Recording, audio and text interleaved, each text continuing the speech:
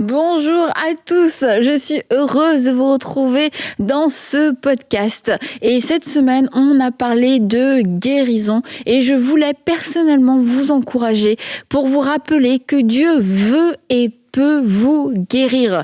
Et j'aimerais vous partager trois points qui, je crois, vont vous faire du bien dans votre foi. Et on a parlé des quelquefois que quand ça prenait longtemps, ça pouvait prendre des années. Eh bien, sachez qu'il n'est pas trop tard. Et Aurélie l'a dit aussi, c'est aujourd'hui, c'est pas demain. Alors avec vous, je me saisis de cette parole. C'est aujourd'hui que je peux recevoir ma guérison. Et quelquefois, on ne vit pas la guérison parce qu'on peut avoir nous-mêmes dans nos têtes certains blocages, certaines questions, certains doutes qui font qu'on ne sait pas si on peut vraiment prier de tout notre cœur pour la guérison. Est-ce que c'est vraiment ce que Dieu veut? Est-ce que finalement, c'est pas quelque chose qui ferait partie de la volonté de Dieu pour m'apprendre quelque chose? Ou est-ce que Dieu veut le faire avec moi? Peut-être que c'est son choix de ne pas le faire avec moi. Peut-être que ça fait partie de son plan pour moi. Peut-être que, bref, tout un tas de choses qui fait que on perd de l'assurance dans la prière parce qu'on n'a pas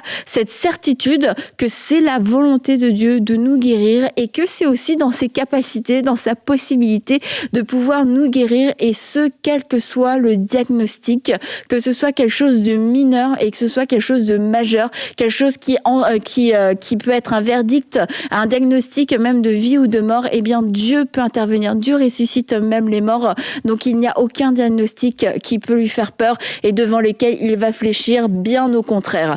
Alors, j'aimerais vous donner le premier point. Le premier point, et je vais commencer en vous lisant deux passages dans l'évangile de Matthieu. « Car le Fils de l'homme est venu sauver ceux qui étaient perdus. » Et un autre un peu plus avant, Matthieu 9, 21, « Car elle disait en elle-même, la femme à la perte de sang, « Si je puis seulement toucher son vêtement, je serai guérie. » Et en fait, on a ici deux passages qui ont l'air peut-être de ne pas se ressembler, et pourtant ils ont une ressemblance même qui est très forte. C'est qu'il y a un mot qui est identique dans ces deux passages, et ces deux mots identiques, c'est sauver et guéri. Et vous dites, non, Annabelle, c'est sauvé et guéri, c'est pas identique. Mais dans leur racine grecque, eh bien, ce sont les mêmes mots. C'est le mot sozo. Et ce mot sozo, eh bien, en fait, c'est comme une façon de parler, d'accord, c'est comme le package du salut. Et je vais vous lire la définition du mot sozo, qui veut dire sauver, garder sain et sauf, délivrer du danger ou de la destruction, sauver du périssement, quelqu'un qui souffre, c'est-à-dire qui souffre de maladie, le guérir, lui redonner la santé, et aussi, enfin, délivrer des peines du jugement messianique, sauver des maux qui font obstacle à la délivrance par le Messie. Donc on voit que ce mot sauver, il a été utilisé et traduit comme guéri, parce que c'est le même mot. Et si on croit que Jésus nous a sauvés, si on croit que nous avons reçu le salut pour nos péchés, eh bien dans ce salut, il y a aussi la guérison. Ça fait partie de ce package. C'est quelque chose auquel nous avons accès et nous avons le droit. C'est pas quelque chose qui est donné à quelques personnes. Lui, il est un chrétien très spirituel, où lui, il a vraiment mérité d'avoir sa guérison. Non, au moment où nous avons été sauvés, eh bien, c'est ce sozo qui englobe la guérison physique, la guérison des corps. Alors, si nous croyons que Jésus est le sauveur pour nos péchés, eh bien, nous croyons aussi qu'il est le guérisseur pour nos corps. Et ça, c'est une première chose importante à établir, parce que bien souvent, on n'a pas de souci quand on a accepté Jésus, parce que forcément, on a cru en lui pour le pardon de nos péchés, mais on ne savait pas en fait qu'on avait d'autres privilèges. Et quand on ne le sait pas, bien on vit en dessous de nos privilèges, en dessous de ce que Dieu a prévu pour nous. Et ce serait comme vous avez une grande maison et puis finalement vous vivez seulement dans une pièce, dans une chambre. Vous vivez comme si vous aviez un studio, alors qu'en fait, vous avez une salle de bain, vous avez une cuisine, vous avez une chambre, vous avez même une chambre d'amis, vous avez un garage, et vous vivez dans ce studio à l'étroit. Et dans notre vie chrétienne, quelquefois, on vit à l'étroit parce qu'on ne connaît pas notre liberté, on ne connaît pas notre autorité et on ne connaît pas non plus notre héritage. Alors sachez que vous avez été sauvés. Si vous avez été sauvés, que vous avez mis votre foi en Jésus-Christ, celui qui sauve, celui qui pardonne les péchés, eh bien vous avez aussi mis votre foi en Jésus, par qui nous sommes guéris, dont nous sommes guéris par ses meurtrissures. Ça, c'était le premier point. Le deuxième point que je voulais vous partager, c'est encore une fois concernant Jésus, notre modèle. Quand Jésus était sur terre, la Bible nous dit qu'il guérissait tous les malades. Jésus guérissait tous les malades et nous savons que Jésus est venu accomplir la volonté du Père. Et ça veut dire et Jésus dit, je ne fais que ce que le Père me dit de faire, ce que j'ai vu le Père faire. Donc ça veut dire qu'il obéissait au Père, à Dieu le Père, en guérissant tous les malades. Il faisait la volonté de Dieu, il guérissait, il ne rendait pas les gens malades, il ne désirait pas que les gens restent non plus dans leur maladie, au contraire, il guérissait tous les malades. Donc dans Matthieu, on peut lire: le soir venu, on amena vers Jésus de nombreux démoniaques, il chassa les esprits par sa parole et guérit tous les malades.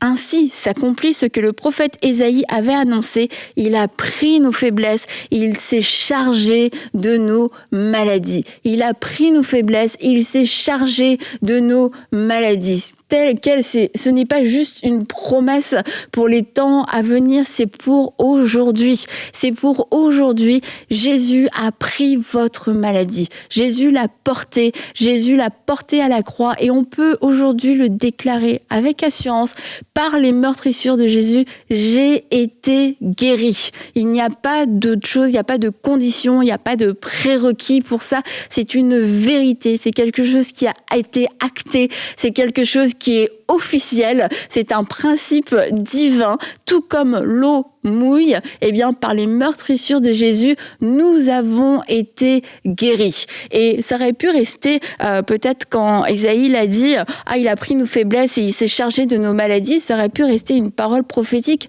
mais Jésus est venu accomplir cette parole et on le voit en lisant les évangiles, qu'on est passé de la théorie, bon, bien que le prophétique soit pas de la théorie, mais on est passé de la théorie à la pratique. Jésus est venu nous montrer l'exemple, est venu nous dire comment ça devait se passer pour pas que ça reste juste une parole un peu mystérieuse.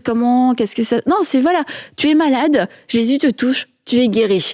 Tu as un problème de peau, Jésus te touche, tu es guéri. Tu as un problème dans tes poumons respiratoires, Jésus te touche, à nouveau, tu respires correctement. Tu as un problème dans tes articulations qui te font mal, Jésus te touche, à nouveau, tu peux marcher, tu peux bouger sans avoir de douleur. De la théorie à la pratique. Et le dernier point que je voulais vous partager avant de pouvoir aussi prier avec vous rapidement, c'est que nous sommes appelés à imiter et à faire les mêmes choses et même d'encore plus grandes choses. On va lire ensemble que Jésus, dans Jean 14, en vérité, je vous le dis, celui qui croit en moi fera aussi les œuvres que je fais. Il en fera même de plus grandes parce que je vais vers mon Père. Et tout ce que vous demanderez en mon nom, je le ferai afin que la gloire du Père soit révélée dans le Fils. Et si vous me demandez quelque chose en mon nom, je le ferai. Je le ferai. Alors non seulement aujourd'hui, on va demander, oui, en son nom, cette guérison, mais je veux juste prendre un petit temps, se dire, Jésus guérissait les malades, Jésus faisait du bien. Ça veut dire que, oui, on peut l'imiter en donnant la guérison, mais si on croit qu'on peut donner la guérison à travers l'autorité qu'on a reçue, ça veut dire qu'on peut aussi recevoir la guérison, que c'est possible, que c'est acceptable, que c'est une bonne chose de recevoir la guérison, parce que si Jésus la donnait, c'est que c'était quelque chose de bon, quelque chose qu'on ne veut pas refuser. On ne veut pas refuser ce don, on ne veut pas refuser cette grâce que Jésus nous donne aujourd'hui. Et nous voulons être ses imitateurs tout en donnant, mais aussi en recevant ce que lui a fait pour nous à la croix. Alors, je veux prendre un instant pour prier avec vous. Si vous avez une douleur, si vous avez une maladie, si vous avez eu un diagnostic, ou si vous avez une peur de quelque chose qui va pas bien dans votre corps, eh bien, ensemble, nous allons prier. Ensemble, nous allons prier et nous allons voir, nous allons croire que oui, nous avons été guéris par les meurtrissures, par les blessures de Jésus. Seigneur, je veux te remettre toutes ces maladies, tous ces maux, toutes ces douleurs, toutes ces choses, Seigneur, pour lesquelles il y a des mots, pour lesquelles quelquefois il n'y a même pas de mots, mais je te remets toutes ces choses. Et nous commandons, je commande maintenant à la maladie de quitter dans le nom de Jésus-Christ. Maladie, tu quittes dans le nom de Jésus-Christ. Il y a des cervicales qui sont déliées, des cervicales, oui, qui sont déliées, des choses qui se remettent en place dans ton dos maintenant dans le nom de Jésus-Christ. Merci pour des yeux, Seigneur. Oui, des yeux qui recouvrent la vue maintenant même. Des yeux que tu viens toucher toi-même. Oui, c'est toi, Seigneur, qui amène la vie dans ces yeux. La vie Zoé. La vie Zoé. C'est toi qui viens débloquer ce qui était bloqué, qui bloquait la vision. Tu viens débloquer. Alléluia. Merci pour ces yeux qui voient maintenant même. Et Seigneur, je prie pour tout problème intestinaux, tout problème de digestion. Pose ta main. Viens agir. Viens agir. Que ta vie soit diffusée dans tous ces organes. Ta vie qui combat la mort. Ta vie qui a combattu, qui a vaincu la mort. Oui, Seigneur, merci pour ta vie qui est plus forte que tout virus. Ta vie qui est plus forte. Ta vie qui est plus forte et qui vient détruire tout virus maintenant dans le nom de Jésus-Christ. Et avant que je puisse commencer cette émission, Aurélie m'a dit, prie aussi pour les gens qui ont eu des rechutes, parce que ce n'est pas parce qu'il y a une rechute que vous n'avez pas été guéri ou que vous ne serez plus guéri. Seigneur, maintenant, nous voulons sceller ces guérisons que tu as accomplies. Nous voulons les sceller dans le nom de Jésus-Christ. Aucune guérison ne sera volée. Aucun bienfait que tu as donné ne sera volé. Tu es celui qui bénit. Tu es celui qui bénit d'une bénédiction qui n'est suivie d'aucun chagrin. Ta guérison ne sera suivie d'aucun chagrin. Seigneur, là où il y avait la peur à cause des symptômes qui étaient revenus, viens amener la paix maintenant même. La paix parce que nous savons que ce que tu donnes, tu ne le reprends pas. Nous savons que ce que tu donnes est scellé par le Saint-Esprit. Nous scellons ces guérisons maintenant dans le nom de Jésus-Christ. Et je commande aussi à tout esprit de mort qui vient tourmenter dans les corps, qui vient tourmenter dans les pensées, qui amène des pensées de suicide. Esprit de mort, tu es lié maintenant dans le nom de Jésus-Christ. Tu es lié, je te commande de sortir. J'appelle la vie dans les corps, j'appelle la vie dans les pensées, j'appelle la vie, oui, ta vie, Seigneur, en abondance, ta vie qui coule, ta vie qui brise tous les liens de la mort, qui brise les liens de la maladie. Alors au nom de Jésus, soyez guéris. Au nom de Jésus, saisissez aujourd'hui votre guérison. Et on va se retrouver tout de suite avec les filles à table.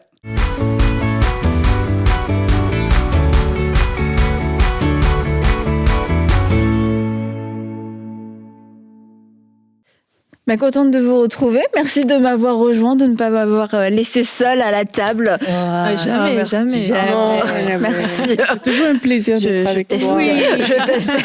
Si je reviens, est-ce qu'elles vont venir?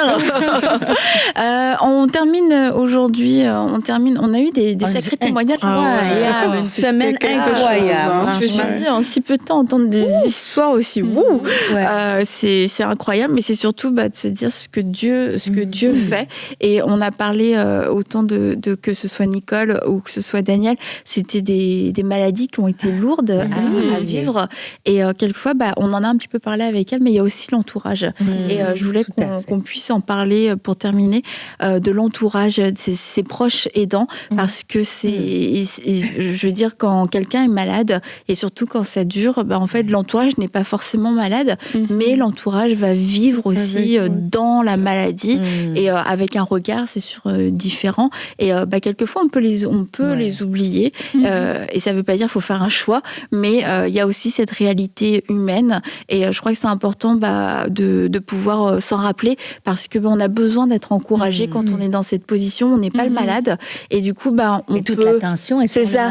Oui, c'est ça. Et soi-même, on peut ne pas aller bien aussi. Et surtout quand c'est quelqu'un de proche, on aurait tendance à dépasser ses limites, à se dire, lui, il est malade, moi, je suis pas malade, donc c'est à moi de combler, etc. Et puis c'est comme ça qu'on entend beaucoup d'histoires où, malheureusement, celui qui aidait devient malade, ou celui qui aidait fait un burn-out, une déprime après coup, parce que c'est très difficile dans ce cas-là de se de se freiner. Tu as l'impression que c'est cruel de faire ça. Et rapidement, je voulais vous présenter ce livre de Philippe Bach, Monsieur Bach, Comment accompagner celui qui souffre, le livre de Job. Et en fait, dans le livre, je dis Monsieur Bach parce que je l'appelle Monsieur Bach. Eh bien, tu le connais personnellement. Oui, c'était mon premier pasteur, celui qui m'a baptisé, qui m'a mariée aussi. Donc, Jérémy et moi. Et il a écrit ce livre parce que lui-même est passé par un épisode de maladie où il a pris aussi conscience de ce que vivait l'entourage. Et il a pris le livre de Job, non pas pour Job, mais pour les amis de Job. Et voir ce que les amis de Job ont fait de bien ou de moins bien pour savoir comment, en tant qu'entourage, on peut accompagner un malade et que l'entourage peut faire la différence. Et donc voilà, donc un très bon livre, Comment accompagner celui qui souffre. Donc le livre n'est pas tant pour le malade, mais pour la personne qui souhaite accompagner. Et tu n'as pas souvent des ressources sur ce sujet-là. Et ça ne m'étonne pas que M. Bach ait écrit ce genre de livre parce qu'il a vraiment un cœur pour les gens qui souffrent, les gens qui accompagnent et de ne laisser personne.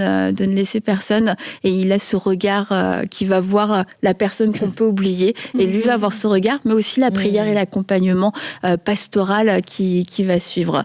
Et Stéphanie, tu as eu l'occasion de toi aussi de pouvoir être cette proche aidante. Ouais. Ben, quand on écoutait l'histoire de Daniel, moi, ma maman, elle a été en chaise roulante comme ça. En fait, pour la longue petite... Je vais te la faire courte, comme Daniel a dit, mais elle a eu un cancer du sein à l'âge de 50 ans, ablation des deux seins, avec ensuite à des traitements par la suite. Elle était à quelques mois, après 5 ans d'être en rémission. Et avec les traitements, elle a fait un AVC majeur, ce qui fait que paralysée vraiment du côté droit. Donc, elle était quand même jeune. Ah ouais, 55 ans. Et puis, tu sais, elle parlait à Daniel, ses talons. Maman, c'était ça, les cheveux blonds, les ongles toujours faits, toujours tirés à 4 épingles. Et là, tombe complètement, elle peut même pas brosser ses dents, pas attacher ses chaussures. Donc, pour mon père, mon père travaillait beaucoup, il était médecin, donc très occupé. Et par la suite, en 2000, si tu veux, en 2000, juste un an, on passe le cap de l'an 2000. Et elle a eu un diagnostic de cancer du pancréas. Donc, j'ai été très près d'elle lorsqu'elle a eu son diagnostic du pancréas parce que, et ça, c'est à ma honte. Et je dis à ma honte, mais je voudrais enlever la culpabilité parce que quand elle a fait son cancer du sein, moi, j'étais aussi en pharmaceutique à cette époque-là, mais je me disais, statistiquement, elle peut être guérie, Donc, j'ai pas pris soin d'elle. Elle allait faire ses traitements en radio-oncologie, tout ça, toute la radiothérapie. Et quand elle a eu son dernier diagnostic, là, j'ai dit, là, il faut que je fasse quelque chose. Et j'ai priorisé ça vraiment dans ma vie. Donc, dans les Mais remets-nous là dans le contexte de ta vie à ce moment-là. De ma vie à ce moment-là, dans sa vie à ce moment-là, c'était en pleine construction de l'Église Nouvelle Vie. Donc, c'est le moment où Dieu aussi t'avait parlé pour te dire c'est le moment. Oui, mais après le deuil de ma mère. Ah, c'était OK, d'accord. Donc, en 2000, tu vois, juste avant ça, elle a son diagnostic. Moi, je travaille encore en pharmaceutique, mais très loin de ma métier. J'ai beaucoup de trafic. J'ai 2 enfants en bas âge, 2 ans et 6 ans. Donc là, que mon mari est en pleine construction, l'Église Nouvelle Vie, c'est l'effervescence. Et là, maman a besoin, elle n'est pas capable, elle est hospitalisée, pas capable même de laver ses cheveux. Elle habite à 6 heures de route de chez C'est ça, elle habite à 6 heures de route.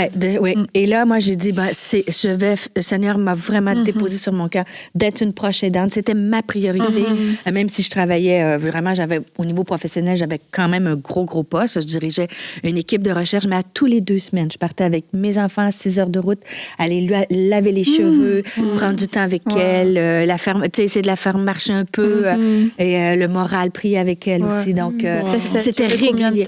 3 mois, pendant 3 mois. De novembre, elle est comme, c'est ça, 3 mois de temps. Novembre, décembre, janvier. Mais avant, pendant qu'elle avait son AVC, j'y allais aussi souvent, prendre soin d'elle, donc avec les enfants, pour qu'elle puisse connaître les enfants. Donc, oui, ça a été vraiment quand même du temps. Il fallait vraiment faire une priorité parce que ça va tellement vite aujourd'hui que des fois, on peut passer à côté de ces moments-là puis dire que c'était facile. Émotivement, c'était difficile. Physiquement aussi, mes enfants. Au niveau de l'Église aussi, mon mari avait besoin. Mais je regrette pas. Je suis... Oui, c'est ça. C'est qu'aujourd'hui, tu n'as pas de regret. Je retournais... En plus, dans les détails, c'est notre histoire, elle et moi, mais on avait eu des petits conflits mère-fille à travers les saisons. Quand moi, je me suis convertie, c'était... Bon, pour elle, elle, c'était quelque chose de difficile. Elle se disait athée, tu vois. Et à la fin de ces jours, on a une réconciliation totale. J'ai pu prier avec elle. Donc, tu vois, des fois, on a l'impression qu'on fait des gestes comme ça, juste de s'occuper physiquement de quelqu'un. Mais Dieu prépare un chemin pour quelque chose de plus grand. Mais oui, durant cette période-là, j'avais l'impression de vide aussi, de ne pas aller à la hauteur. Qu'est-ce que je peux faire de plus? Parce qu'en même temps, tu as ta peine aussi quand tu es être proche aidant. Tu vis ta peine, mais en même temps, tu ne veux pas donner ton fardeau à l'autre. Donc, on a des photos, tu vois, elle est décédée en janvier 2000. Donc, pour le passage à l'an 2000, on avait des photos d'elle avec mes enfants dans le lit, mais elle avait à peine 60 ans. Elle venait juste avant. On dirait qu'elle avait 95 ans. Elle était vraiment très souffrante. Donc, c'était difficile, mais ça vaut la peine. Dieu renouvelle nos forces. Dieu voit chacune. Mais il faut s'écouter aussi. Tu sais, je veux pas que, tu sais, comme moi, je l'ai priorisé, mais il faudrait enlever des fardeaux, des pressions. Tu sais, quand elle avait son cancer du sein, là, je faisais mon doctorat, c'était difficile. Pour moi, j'aurais pu faire plus, mais c'était une saison qui était différente. Mais quand Dieu nous le met sur notre cœur, ça veut dire qu'il y a la grâce aussi. C'est ça. Puis c'est ça, il te l'avait mis à cœur. C'était clair, c'était comme une instruction. Si tu l'avais pas fait, tu savais que tu aurais désobéi. Oui, vraiment. Et c'est à partir de ce moment-là que c'est comme si un chapitre de ma vie était terminé. J'ai laissé ma carrière et je suis entrée dans le ministère. Oui, c'est vrai, tu nous avais raconté ça la première semaine de avec mais c'est pas facile. Moi, j'ai compassion pour les proches aidants parce qu'on regardait ces souffrants, mais eux aussi, ils souffrent aussi.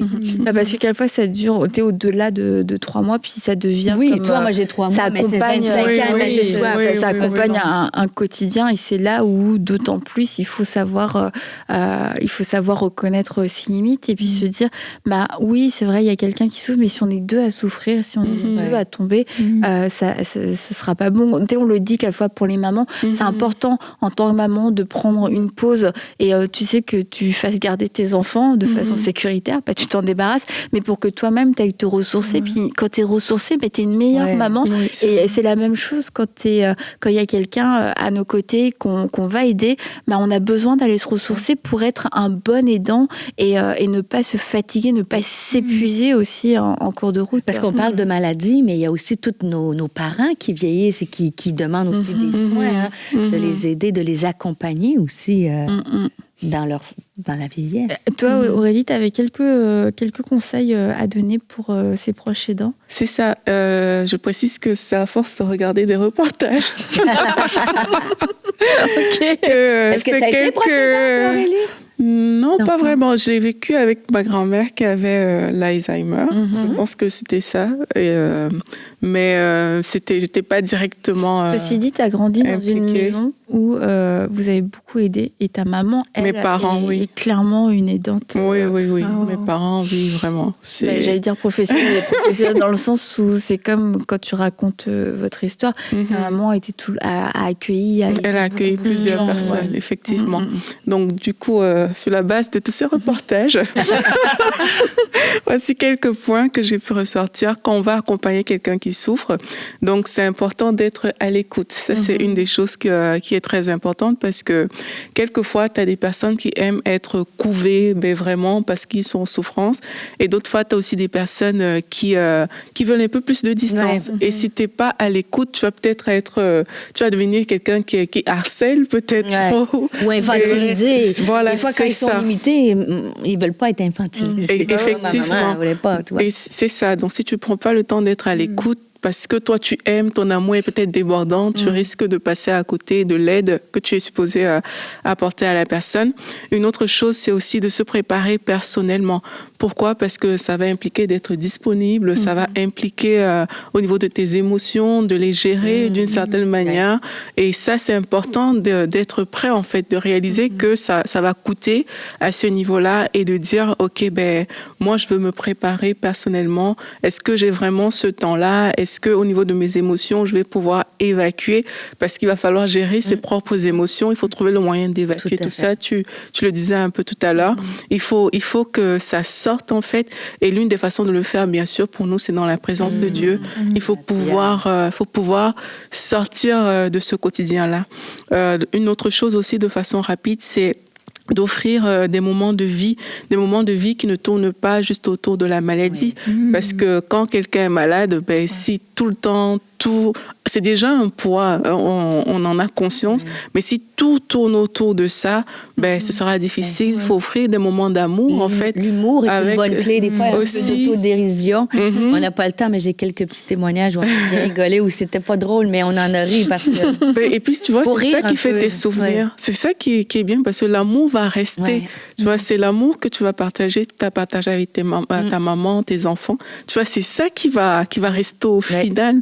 Et c'est important de vraiment offrir ces moments de vie qui ne tournent pas juste autour de la maladie. Une autre chose aussi, c'est être un booster de foi. Bon, ça, c'est pas dans un reportage que j'ai mais... Les reportages devraient être Aurélie. Mais il faut pouvoir booster la foi d'autrui parce que parfois, en fait, quand tu es malade, tu as besoin de quelqu'un qui te relève. Tu n'as pas besoin de quelqu'un qui va juste s'apitoyer sur ton sort et avec toi. Et parfois, la petite phrase, juste qui relève, il ne faut pas non plus exagérer, tu vois, mais la petite phrase qui va venir apporter l'espoir, l'espérance, juste être cette personne-là. On a parlé de Job tout à l'heure, tu vois, il y a des amis de Job, on ne sait pas si c'était pour lui, tu vois, et puis il y en a eu qui étaient quand même des personnes qui ont bien parlé. Donc, toujours avoir cette bonne parole qui va relever la personne. Un avant-dernier point, c'est de respecter la personne malade et son autonomie à décider. Parce que quand quelqu'un est malade, la personne, elle a sa dignité, en fait. Il ne faut pas que la personne se sente diminuée. Exact. Et si tu penses que la personne ne peut plus rien, elle ne peut plus prendre de décision et tout, ça, quelque part, tu viens heurter sa dignité. Donc, c'est important de respecter les choix de cette personne-là et aussi de respecter son propre cadre. Parce que quelquefois, ça, c'est dans l'autre sens, on peut outrepasser ses propres limites et son cadre parce qu'on a une personne qui est malade, mais il faut respecter dans les deux sens. Les choix aussi dans leur traitement qu'ils veulent ou qu'ils ne veulent pas. C'est important. L'autodétermination, les gens, ils peuvent choisir. On les aide, mais on ne choisit pas à leur place. Effectivement. Oui. Dernière chose, évaluer les possibilités d'accompagnement. Je le dis parce que ça prend quand même beaucoup d'énergie de ce que j'ai vu quand on accompagne une personne. Et parfois, il faut choisir où est-ce qu'on veut mettre cette énergie. Est-ce qu'on veut vraiment mettre dans l'accompagnement ou est-ce qu'on veut mettre dans la relation avec la personne?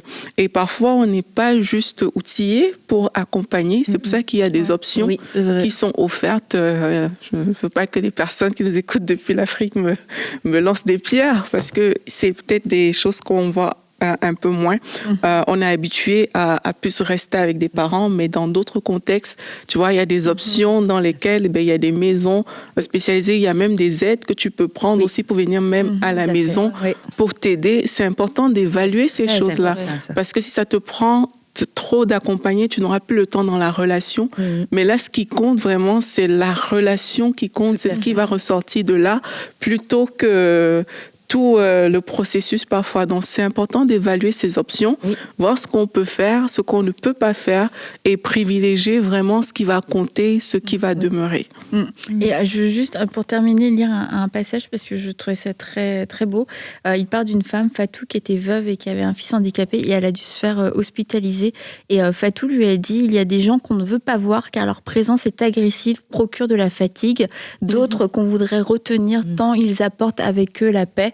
Et ça, c'est plus un encouragement si on n'a pas l'habitude. Et c'est de se dire qu'est-ce que je porte avec moi. Et comme il ajoute aussi, pour ce service d'accompagnement, amour du prochain et persévérance sont nécessaires.